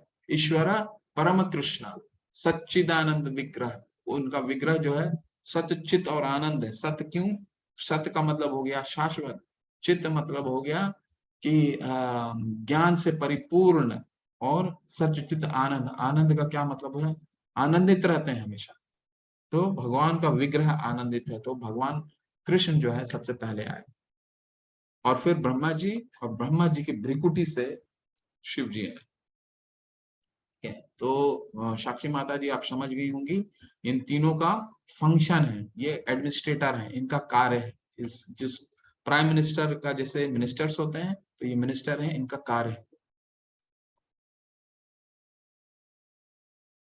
प्रभु जी मेरा घर की मंदिर में सभी देवता हैं, साथ में ठाकुर जी है, राम जी और विष्णु भगवान भी हैं, मैं सभी की आरती कर रहा, क्या है सही है।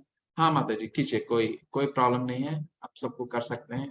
लेकिन कहने का क्या तात्पर्य है, आप, आपकी जो श्रद्धा है उस श्रद्धा को कभी भी मत तोड़िए, श्रद्धा कीजिए। भगवान सर्वश्रेष्ठ है, भगवान के आगे किसी को मत रखिए, सब उनके आसपास रखिए।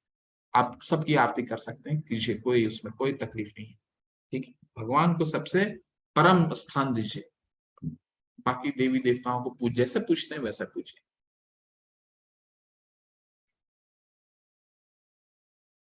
रेणु माता जी, शिव जी देवता के रूप में आते हैं, बिल्कुल शिव जी देवता, शिव तत्व हैं।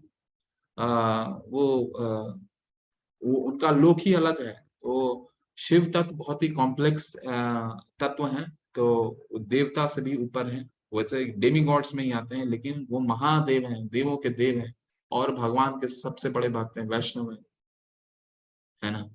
तो शिव जी बहुत भगवान में करीबन वो विष्णु के बहुत समान समीप रहते हैं, वो 84% की गुण है। और किसी का कोई प्रश्न?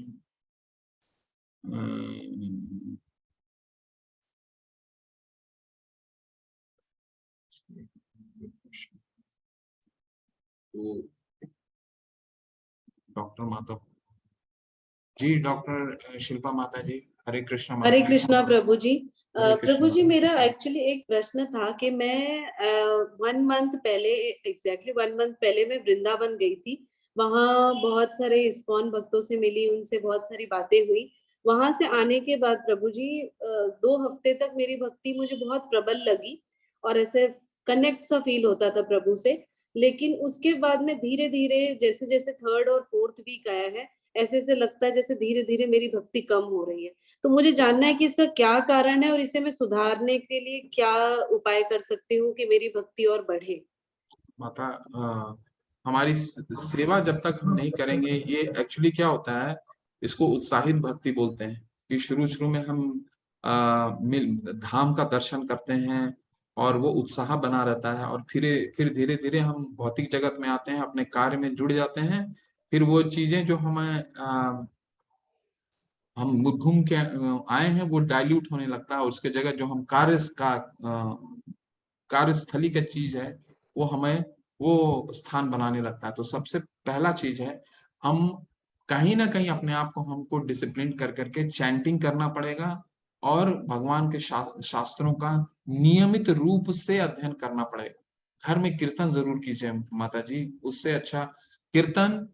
3 चीजों का अपने घर में एकदम एडिशन कर लीजिए, अपने दिनचर्या में एडिशन कर लीजिए। चैंटिंग मॉर्निंग में, शास्त्रों का अध्ययन जो जैसा भी आपका टाइम शेड्यूल अलाउ करता है, वो आप डिवाइस कीजिए, लेकिन डिसिप्लिन से कीजिए। पहला, चैंटिंग इन द मॉर्निंग। आप सुबह के टाइम में ब्रह्म मुहूर्त का, अगर मुहूर्त का समय है तो इससे अच्छा कोई समय नहीं है। मंगल आरती अगर आप अटेंड कर पाते हैं तो सुबह का मंगल आरती जरूर अटेंड कीजिए, 4:30 बजे की होती है। आप कभी भी दूर नहीं रहेंगे, आपको मैं ये विश्वास दिलाता हूँ। सुबह अगर आपकी अनुरक्ति हो गई 4 बजे उठ करके 4:30 बजे मंगल आरती करने की, वो डिसिप्लिन एक आपने बना लिया, आप काम करने कर रही है। लेकिन 4 बजे से लेकर के 7 बजे तक आप पूर्ण रूप से जब तक रहते हैं घर में, आप ये डिवोशन को दीजिए, स्पिरिचुअल कनेक्ट में स्पिरिचुअलिटी को दीजिए। 4 बजे उठिए, 4:30 बजे मंगल आरती कीजिए, चैंटिंग कीजिए। मंदिर में चैंटिंग होता है, चैंटिंग भी कीजिए। और अगर कोई ग्रुप के साथ, भक्तों का संग है क्या माता, मतलब कहीं जुड़े हैं भक्तों के जी, साथ आप? एक्चुअली मैं गई थी इस्कॉन भक्तों के साथ ही। मैं देहरादून में रहती हूँ, मैं इस्कॉन भक्तों के साथ ही गई थी। तो अब है तो संग, लेकिन उनका घर है जो इस्कॉन सेंटर के पास है और मेरा घर एक्चुअली इस्कॉन सेंटर से दूर पड़ता है। तो वो सुबह सुबह 4:30 को वहां जाना मतलब एक्चुअली अंधेरे में थोड़ा सा डिफिकल्ट है। नहीं नहीं नहीं माता, आपको हाँ। अभी तो हर मंदिर, इस्कॉन की हर मंदिर में ऑनलाइन आरती होती है, अच्छा और अच्छा, ये बहुत मुझे आई। सुंदर। तो इसके लिए मुझे क्या करना होगा, लिंक मतलब कैसे लिंक मुझे। प्रभु ने, विकास प्रभु ने भेजा है लिंक। टेम्पल.in का एक लिंक है, हर इस्कॉन मंदिर में होता है। 4:30 बजे डॉट आरती होती है, और वो ओके। आरती 4:30 बजे से 5:15 बजे तक होती है। इसके बाद जब शुरू हो जाता है, जब करिए, सब भक्तों के साथ बहुत आनंद आएगा आपको, सबके साथ जब कीजिए। आधा घंटा जो आपको टाइम अलाउ करता है, जितना आपका अनुरक्ति है, 2 माला करते हैं, 4 माला करते हैं, जितना करते हैं, बैठ के जब कर लीजिए। मंगल आरती सुबह उस लिंक पे कर लीजिए, लिंक ऑनलाइन आता है, और सभी इस्कॉन के मंदिरों में ऑनलाइन है आपका। और कोशिश कीजिए, ऑनलाइन भी अभी तो जुड़ सकते हैं भक्तों के साथ, हमारे साथ तो कई ऑनलाइन कोर्सेज चलते रहते हैं। तो ऑनलाइन जुड़े रहिए, भक्त को संग करते रहिए, क्योंकि भक्त का संग रहेगा तो इस तरह की आपको डिटैचमेंट नहीं फील होगा, आपकी उत्साह जो है वो बरकरार रहेगा। भक्त का संग बहुत इंपॉर्टेंट है, बहुत इंपॉर्टेंट। ये 3-4 चीजों को अप्लाई कीजिए। प्रभु जी, अभी आपके लेक्चर में भी कई बार मेरा मन बार-बार मतलब यहाँ वहाँ चीजें जो सुबह से हुई हैं, किसी पेशेंट का कुछ है तो उन चीजों में बार-बार जा रहा था। कई बार ऐसे मन को खींच के लाके वापस यहाँ पे रखना पड़ रहा था। लेकिन अब मुझे ऐसे इसीलिए समझ नहीं आ रहा था कि क्या एग्ज़ैक्टली करूँ मैं। बट ठीक है, आपने गाइड किया उसके लिए धन्यवाद। हरे कृष्णा प्रभु जी। हरे कृष्ण। भक्त का संग बहुत इंपॉर्टेंट, आप सबको बोलूंगा भक्त का संग, क्योंकि हमारा कनेक्ट जब जैसा हम संग रहेगा वैसा हमारा चेतना हमारा कॉन्शियस उसी तरह विकास होगा। ठीक है, तो भक्तों का संग ऑनलाइन कीजिए माता जी, या फिजिकल अगर समय नहीं अलाउ कर पाता है तो वीकली एक बार कीजिए, जैसा आपको अपना कंफर्ट जोन देख लीजिए। बट कोशिश कीजिए कि ऑनलाइन हर दिन अगर 1 घंटा दे सकें तो 1 या 1.5 घंटा दे सकें मॉर्निंग आवर्स में, तो बहुत अच्छा है। 1-1.5 घंटा दीजिए मॉर्निंग आवर्स में, भक्तों का संग कीजिए, जब कीजिए साथ में मंगल आरती कीजिए साथ में, अच्छा फील लगेगा। थैंक यू सो मच प्रभु जी। हरे कृष्णा। हरे कृष्ण। हरे कृष्णा रेणु माता जी, हरे कृष्णा आप फिर से म्यूट हो गई, उसको बटन को आप हरे दोबारा कृष्ण क्लिक मत प्रभु कीजिए। जी। हरे कृष्ण। प्रभु जी, जैसे भक्त चैंटिंग करते समय और कीर्तन करते समय आंख में आंसू आ जाते हैं, तो इसका कारण क्या है? वो मत सोचिए माता जी, अगर आंख से आंसू आता है आने दीजिए, कोई बात नहीं, डोंट वरी, उससे ज्यादा कोई चिंता की बात नहीं है। आंसू दो तरीके से आते हैं ना माता। आंसू कभी कभी देखिए, भगवान के जो भक्त होते हैं ना, कभी उसके शरीर में बहुत तरह का एक्सप्रेशन आता है, और आंसू भी एक तरह से एक्सप्रेशन है। ठीक है, तो आने दीजिए, उसमें सोचने की आवश्यकता नहीं है, खुश रहिए बस। इम्पोर्टेंट है कि कीर्तन में हम इन्वॉल्व हो रहे हैं कि नहीं। जब कीर्तन करते हैं तो उस कीर्तन में हमारा मन पूरा आता है कि नहीं। कीर्तन एक ऐसा संकीर्तन ही सुमेध सा। चैतन्य महाप्रभु कहते हैं कि इंटेलिजेंट बुद्धिमान लोग कलयुग में कीर्तन का सहारा लेते हैं। कीर्तन जो है सबसे सर्वश्रेष्ठ है। तो कीर्तन में आपको जो है वो आनंद आना चाहिए, तो अगर वो आनंद के आंसू है तो आने दीजिए, कोई दिक्कत नहीं। जैसे मंदिर जाते हैं तो कीर्तन में मतलब कभी कभी जाते हैं तो उसी में मतलब आंख से पानी निकलने लगता है कीर्तन करते करते। माता, आप सबको बोलूंगा कि मंदिर में तो जाइए, जरूर जाइए, मंदिर जाइए, भगवान से मिलिए। अपने घर में 15 मिनट 10 मिनट कीर्तन जरूर कीजिए शाम के समय। अकेले मतलब कोई साथ नहीं देगा तो अकेले करना होगा ना? अकेले कीजिए, कीर्तन इतना प्रभावशाली होता है, किसी को चिंता मत कीजिए। जब लोगों को अच्छा लगने लगेगा, कुछ परिवार के बच्चे भी आपके पास देखिएगा 3-4 दिन के बाद आ जाएंगे, आ जाते हैं। और ये मैंने मेरा व्यक्तिगत अनुभव है कि लोगों को तो एक्चुअली, बच्चों को तो खास कर नहीं आता है, लेकिन करते रहिएगा करते रहिएगा। हमें एज अ घर के सबसे बड़े सदस्य के रूप में, हमें जब तक हम नहीं आगे बढ़ करके वो चीजों को करेंगे, तब तक हमारे जो पीछे के लोग हैं, हम जब तक संकोच करते रहेंगे तब तक कोई जुड़ेगा ही नहीं, तब तक कोई आनंद ही नहीं लेगा। हम करें चाहे कोई करे ना करे, सुबह आप में कीजिए। या शाम में करना? कीर्तन का तो कोई समय नहीं रहता है, लेकिन कोशिश कीजिए जब पूरा परिवार घर में हो तब करें। 5 मिनट कीजिए, 10 मिनट कीजिए, कीजिए। देखिए, आज और प्रभु ने, सुधीर प्रसारी प्रभु ने 7-8 मिनट कीर्तन किया।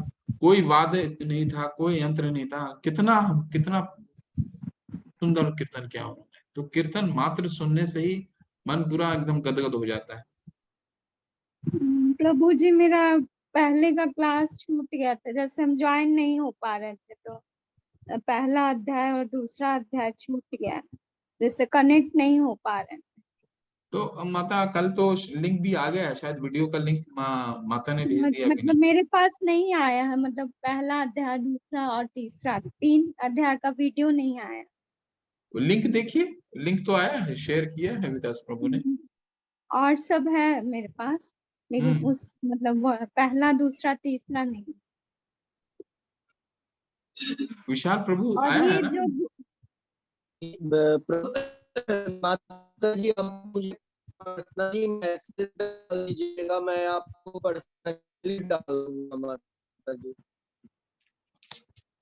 मुझे मैसेज डाल देना रियल, और लिंक भी मैं फिर से आपको डाल दूंगा। ऐसे लिंक तो रोज दिन डल रहा है माता जी। मेरे जी पास जी जी नहीं लिखी है। मिल जाएगा लिंक माता। और कोई प्रश्न है आपका? प्रभु जी मेरे मंदिर में मतलब दुर्गा माता और गणेश भगवान और हनुमान जी हैं, तो मतलब हमको सिर्फ कृष्ण जी में ही मन लगता है, तो क्या ये मेरा अहंकार है? मतलब नहीं नहीं दूसरे देवताओं की आरती उरती नहीं करते, पहले करते थे, नहीं अब नहीं, कृष्ण हमें हमें भगवान की ही केवल आरती करते हैं। आरती आरती भगवान का कीजिए। अगर भगवान को हम आरती करते हैं, सबको आरती स्वतः ही, सब तो खुश हो जाते हैं, सारे देवता तो भगवान के ही भक्त हैं ना, सब खुश हो जाते हैं। आरती करना चाहते हैं तो आरती कीजिए माता जी, क्योंकि हमें सबको आदर करना है। भगवान देवता कोई सामान्य लोग, सामान्य नहीं, भगवान के एडमिनिस्ट्रेटर हैं पूरे। तो अगर आरती करना चाहते हैं कर सकते हैं, उसमें कोई, और भगवान को आप आरती कीजिए, सबको भी आरती कर सकते हैं, ऐसा कोई ये नहीं है। भगवान को अगर आरती करते हैं तो स्वतः ही सबको आरती हो जाती, सबकी पूजा हो जाती, उसमें जैसे सोचने आरती की और करते चिंता करने की कि आवश्यकता नहीं है। कृष्ण भगवान का भजन का ही आरती करते हैं, उन्हीं का मतलब गान करके आरती करते हैं। ठीक है माता, बिल्कुल, बहुत अच्छा है। और प्रभु जी जैसे दिन में भी स्वप्न मंदिर का आता है, तो उसमें मतलब इसका भी कोई कारण होता है? जैसे मंदिर में गए हैं और वहां मतलब चरणों में भगवान की प्रणाम कर रहे हैं, हम्म, जैसे इस तरह का स्वप्न कभी कभी आ जाता है, आज बहुत भी अच्छा आया बात था। है। बहुत अच्छा है माता जी, अनुरक्ति आ रही, भगवान से प्रेम हो रहा है, तो अच्छी बात है। सेवा कीजिए थोड़ा, सेवा किसी न किसी रूप में सेवा कीजिए। तो सेवा, प्रभु जी जो को हमारा भावना अगर सेवा का आता है, किसी भी रूप में सेवा, अगर मंदिर जाते हैं तो मंदिर में जिस तरह का थोड़ा बहुत सेवा भी हो सकता है, सेवा कीजिए, ठीक है। और जितनी नीचे की सेवा करेंगे उतना हम हम्बल रहेंगे। नीचे की सेवा मान लीजिए कि झाड़ू कर दिए, कुछ भी कर सकते हैं, मतलब जितना हम हम्बल रहे, अगर अपने जितना नीचे के कार्य हम करेंगे, कुछ भी कार्य लेने से बस मंदिर के प्रशासन से बोलिए मैं थोड़ा सा कुछ कार्य कर रहा हूँ, माला बनाना, माला बना दीजिए भगवान की, ठीक है। वहां पर कई माताएं माला बनाते रहती हैं, वो पूछिए कि मैं माला बना सकती हूँ। चंदन पीसते रहती हैं, चंदन पीस सकती हूँ, कुछ भी कर सकते हैं माता, लेकिन सेवा, सेवा जरूरी है। सेवा से हमारी भक्ति बढ़ती है माता, किसी भी तरीके से सेवा कीजिए, निस्वार्थ सेवा कीजिए, कुछ चाहिए। मंदिर मतलब बहुत दूर पड़ता है, तो मंदिर बहुत ही कम जा पाते हैं, अच्छा अच्छा, ओके। और ऐसे ऑनलाइन मंगल आरती अभी सुन रहे हैं। हाँ हाँ, मंगल आरती कीजिए, बहुत सुंदर, पूरा दिन मंगल रहेगा आपको। मंगल आरती इसी के लिए बोलते हैं, वो गुरु अष्टकम जो हम गाते हैं ना, वो पूरा दिन मंगल रहता है हमारा, है ना। तो मंगल आरती कीजिए, और बाद में नरसिंह आरती होती है, और तुलसी पूजन होता है। इसका तीनों का सबको आप लोगों को बोलता हूँ, आप लोग कोशिश कीजिए ये मंगल आरती करने का, 4:30 बजे पूरा दिन आपका मंगल रहेगा, ये मेरा आपसे पूरा विश्वास है। प्रभु ने, विशाल प्रभु ने लिंक भी भेजा है, एक बार कोशिश कीजिए आप लोग को, खासकर अगर आपके कानों में गुरु अष्टकम आपने सुन लिया अच्छे से मन लगा के, तो वो अष्टकम आप भूल ही नहीं पाएंगे। सुने बिना मन ही नहीं, चाहे आप 12 बजे रात को भी सोइएगा, तब भी आप 4 बजे उठ जाइएगा। मतलब, लेकिन ये करते करते करते करते होगा आपको, है ना। ठीक है, और किसी का कोई प्रश्न है?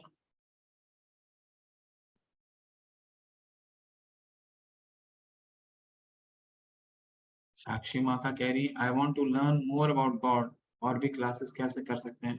माता, आपसे रिक्वेस्ट है कि आप सबसे रिक्वेस्ट है, क्विज जरूर कीजिए। क्विज करने के बाद इस 18 दिन के अध्याय को समापन करने के बाद लेवल 2 में आइए, लेवल 2 में सक्सेसफुल कीजिए, लेवल 3 आइए। इस गीता लेवल 3 में हम गीता को 6 बार, इन 5 लेवलों में हम अलग अलग तरीके से पढ़ाते हैं, ठीक है। अलग अलग तरीके से अध्ययन हो। अभी तो हमने सिर्फ थोड़ा बहुत कुछ कुछ श्लोक कवर किए हैं। लेवल 2 में पूरे 700 श्लोक कवर करते हैं, लेकिन विस्तार से नहीं करते हैं।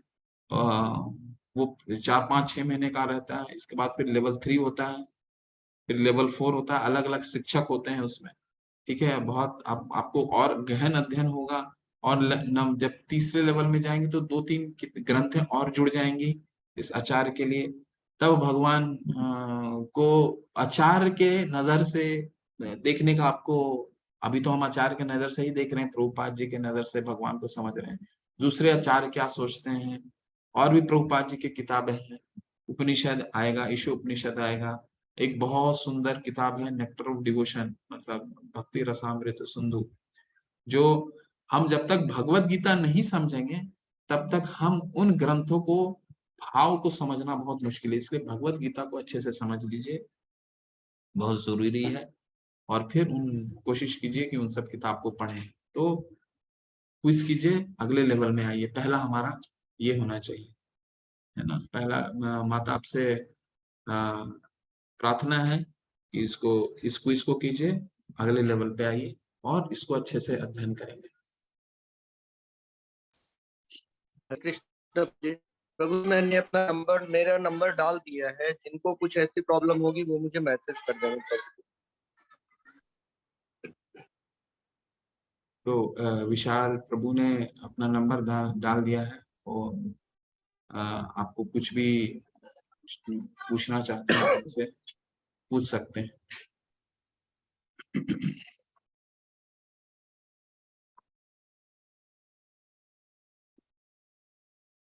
ठीक है, फिर चलते हैं हम लोग, और कल आप सबसे मिलते हैं।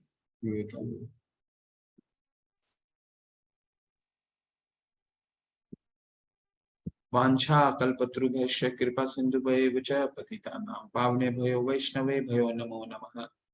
अनंत कोटि वैष्णव वृंद की जय, शिला प्रभुपाद की जय। आप सबको हरे कृष्ण, हरे कृष्ण। प्रभु जी, दंडवत प्रणाम। हरे कृष्ण, धन्यवाद, प्रणाम प्रभु।